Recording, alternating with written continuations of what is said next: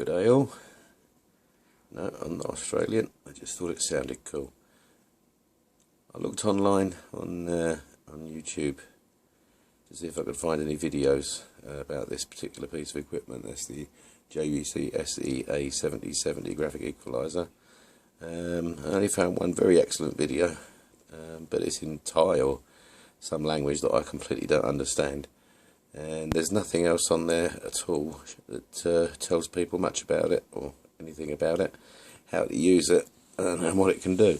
So I thought I'd try and make a short one. Excuse me wandering around. I'm an engineer, not a filmmaker, and just give people a sort of an idea what it does and how you would use it. On-off switch, self-explanatory. Down for that, off, up for on. Right, going across from the front, you have your left bank of sliders. There are 10 frequency bands there. Your right band of sliders, 10 frequency bands there. This controls the left channel, this controls the right channel. Over here are 2 additional controls. They can be switched in, choosing the frequency for the left or the right. They're concentric controls, channel here. So for example, I could select that for that, that for that. That's the left and the right channel respectively, and boost those particular frequencies individually apart from those up here. These work simply by boosting or cutting that particular frequency. It won't actually operate like that. The curve would actually look, if I was to put this here, hypothetically, what that would actually do is work slightly like that, simply because that doesn't just work on that frequency. There is a drop off either side. I think it would be about 12 decibel per octave or whatever they call it. And so you get that sort of shape. It doesn't just boost a single frequency, it drags others up with it, which is why you tend to see smoothing taking place when people use these. They have a use. It depends on your hi-fi really. Anyway, we've got that. Now these ones at the bottom, each of these frequencies here, we'll take that one there for example, 16 kilohertz. This switch here enables you to adjust that to 20 or 12.5, so it's adjusting by 1/3 of an octave, which is approximately the minimum the human ear can hear. It's very, very versatile. So if you use that there, 500 hertz, you can choose to select it for 630 or 400. And once again, you might want to consider the fact that this curve works like that. Over here, you have a choice of 12 decibels or 6 decibels boost.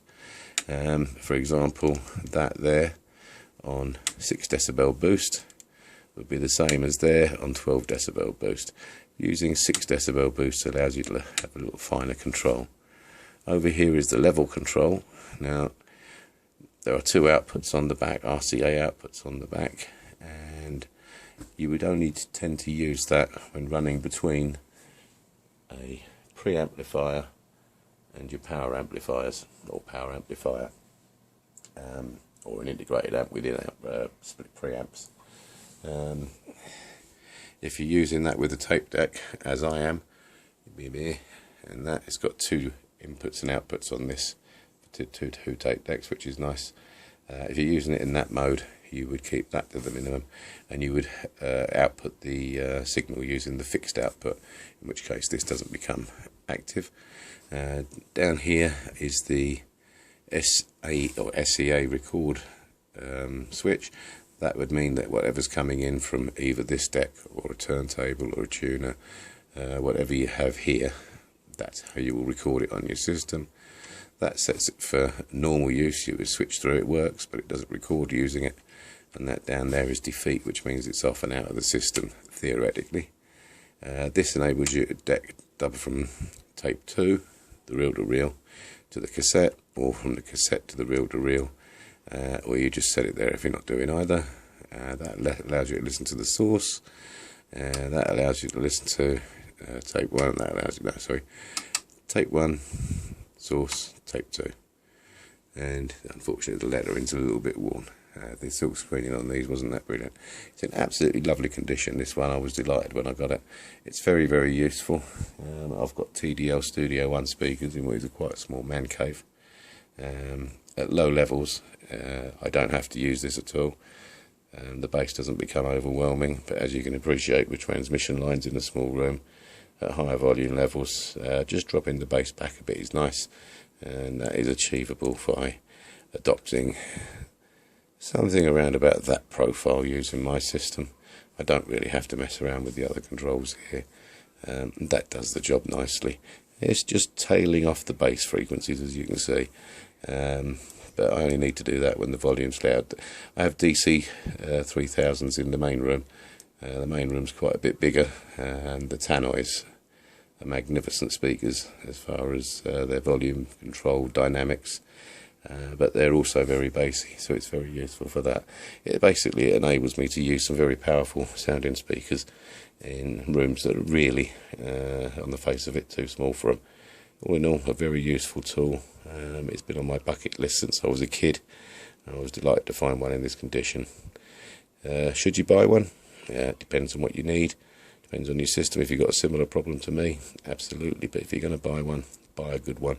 Don't waste your money buying one of these things that's got lights all over it and displays in the middle and a T's made round the back.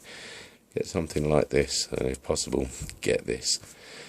Absolutely brilliant device. The top range JVCs are as good as anything that you'll find anywhere else, and this, in my opinion, was the best. I hope you enjoyed that. If you've got any questions, by all means shout me out. Cheers.